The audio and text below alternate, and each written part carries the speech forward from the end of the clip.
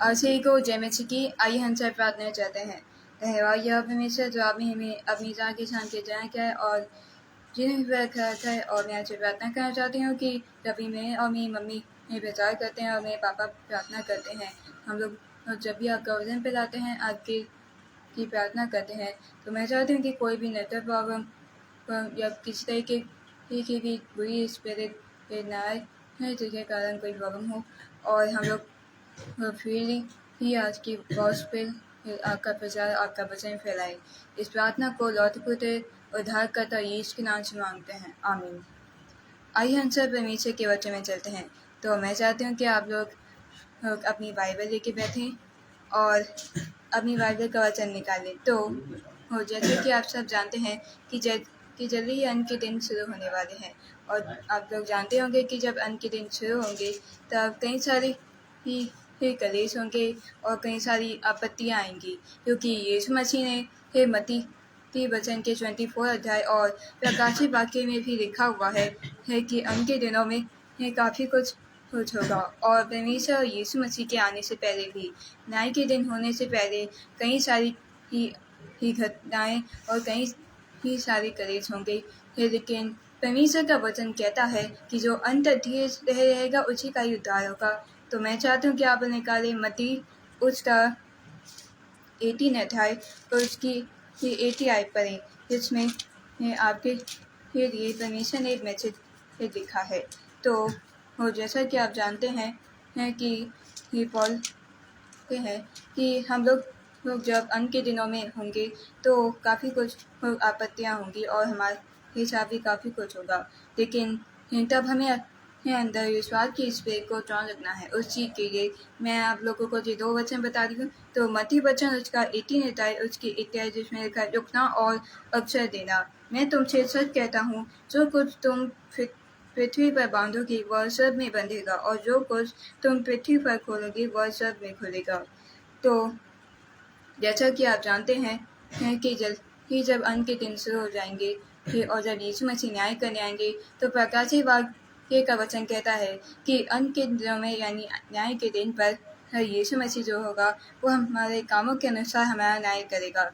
मतलब कि तब ना तो हमारे पास टाइम बचेगा और ना ही चांस होगा, क्योंकि ये मूसा के समय जैसा ही है। क्योंकि आप लोग जानते होंगे कि जब मूसा के समय में परमेश्वर ने मूसा से कहा था कि वो अपने परिवार और धरती के सारे जानवरों और जीव जंतुओं को समेत ही कुछ आग यानी उस नाव में चला जाए, ताकि नोहा माफ करिएगा।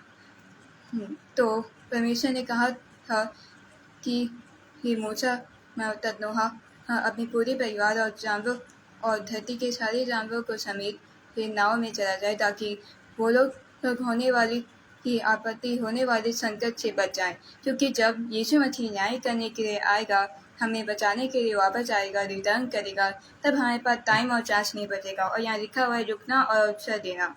तो यहाँ लिखा है, मैं तुमसे सच कहता हूँ, जो कुछ तुम पृथ्वी पर बांधोगे वह स्वर्ग में बंधेगा, और जो कुछ तुम पृथ्वी पर खोलोगे वह स्वर्ग में खुलेगा।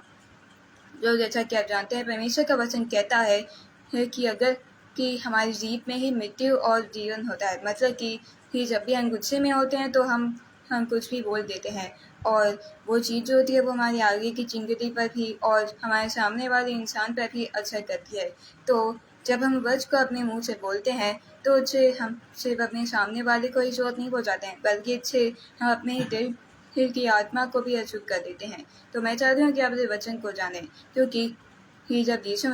क्योंकि दिन प्रतिदिन आप लोग शायद नहीं जानते हैं, लेकिन यीशु मसीह हमारे हर एक दिन का हिसाब किताब लिखता है, ताकि अंत के दिन पर यानी कि न्याय के दिन पर वो हमारा न्याय कर सके, हमें कामों के अनुसार हमारा न्याय कर सके। तो यहाँ लिखा हुआ है कि जो कुछ तुम पृथ्वी पर बांधोगे वह स्वर्ग में बनेगा, और जो कुछ तुम पृथ्वी पर खोलोगे वह स्वर्ग में खुलेगा। तो जब यीशु मसीह आएगा तो न्याय के दिन पर कई सारी पुस्तकें खोली जाएंगी, और खासकर खोली जाएगी जीवन की पुस्तक। और जैसा कि परमेश्वर का वचन कहता है कि जिसका नाम भी जीवन की पुस्तक में नहीं मिला और ना होगा, तो फिर उसे आग की चीर में डाल दिया जाएगा, यानी कि नरक में।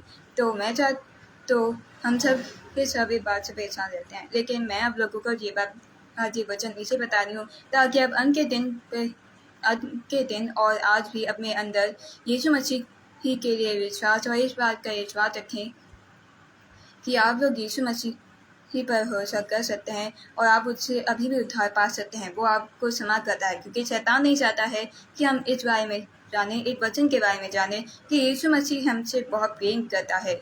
क्योंकि शैतान तो चाहता है कि हम हमेशा यही सोचते हैं कि हमें पाप क्या है, हमें कोई मनुष्य या कोई भी हमें माफ़ नहीं करेगा। लेकिन यीशु मसीह के लिए हमारी वैल्यू प्राइसलेस है, उसके लिए हमारी वैल्यू अनलिमिटेड है क्योंकि उसके लिए हमारी वैल्यू बहुत अलग है।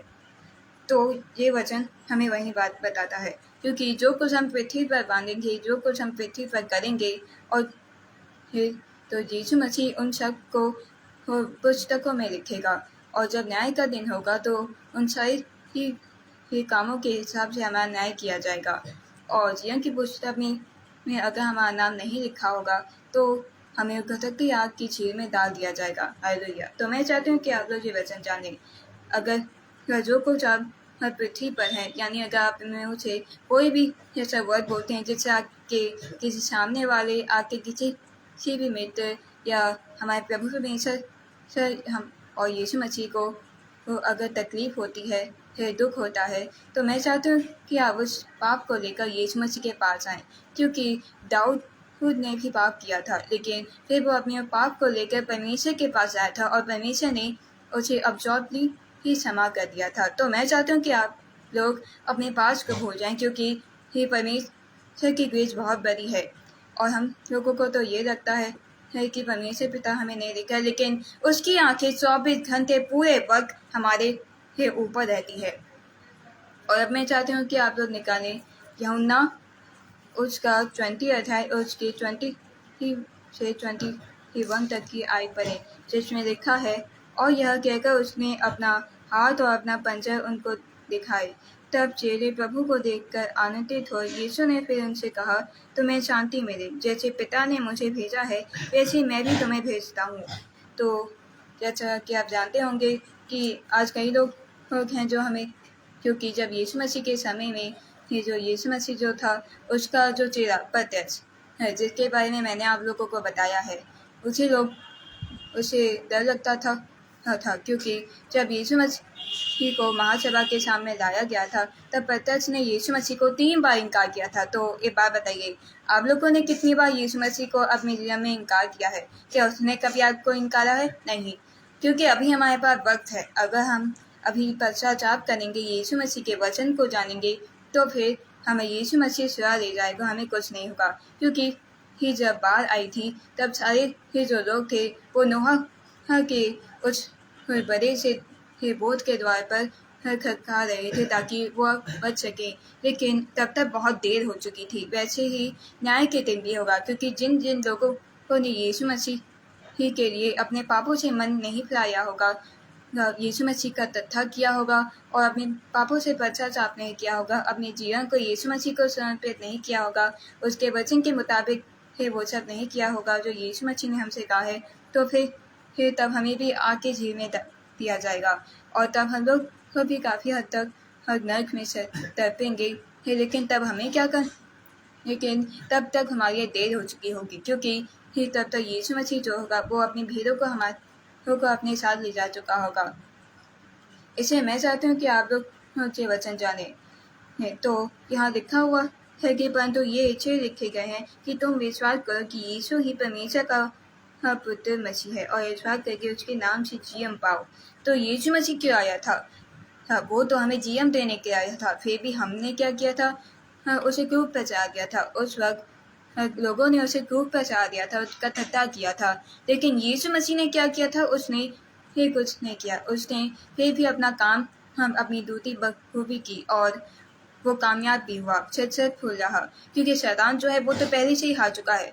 पर अभी भी हमारे पास टाइम है, क्योंकि मैं जानती हूँ कि और यीशु मसीह भी जानते हैं कि हम लोगों ने पास्ट में जो कुछ गलत किया है उन सबके बोझ हमारे ऊपर है। लेकिन अगर हम उन सारे पापों, उन सारी गलतियों को लेकर अगर यीशु मसीह के पास जाए, अपनी एक छोटी सी बड़ी जो भी हमारी प्रॉब्लम है उसे लेकर यीशु मसीह के पास जाएं तो वो हमें उसका हल देगा, यहाँ तक कि वो हमें महिमा के इस्तेमाल करेगा। क्योंकि उस वक्त पतरस ने यीशु मसीह को 3 बार इनकारा था। फिर ही यीशु मसीह ने पतरस को क्षमा किया था और पतरस ने यीशु मसीह ही की महिमा के लिए इस्तेमाल किया गया और यीशु मसीह ही की पवित्र आत्मा को पाया। क्योंकि हम लोग क्या करते हैं तो आज हम लोग जानते हैं, क्योंकि यहाँ लिखा यह कहकर उसने अपना हाथ और अपना पंजा उनको दिखाए। तब चेले के प्रभु को देखकर आनंदित हुए। तो जैसे आप जानते होंगे कि यीशु मसीह जब क्रूस पर चढ़ाए गए थे तब उनके पैर और हाथों में कीलें ठोकी गई थी। तो आप लोग जानते होंगे कि यीशु मसीह ने काश को क्यों तो करा होगा, क्योंकि इस वर्ल्ड में है माना कि डार्कनेस है और काफ़ी कुछ गलत हो रहा है, काफ़ी सारी घटनाएं हो रही हैं, काफ़ी सारे लोग भटके हुए हैं, लेकिन यीशु मसीह की ग्रेस खुली हुई है और यीशु मसीह ने अभी तक वो क्रॉस हमारे लिए लिया है। He took the cross for us. उसने वो क्रॉस उठाया, वो क्रूस लेकर चल पड़ा, वो भी सिर्फ और सिर्फ हमारे लिए। और यहाँ लिखा यह कहकर उसने अपना हाथ और अपना पंजा उनको दिखाए। तब चेले प्रभु को देखकर आनंदित हुए।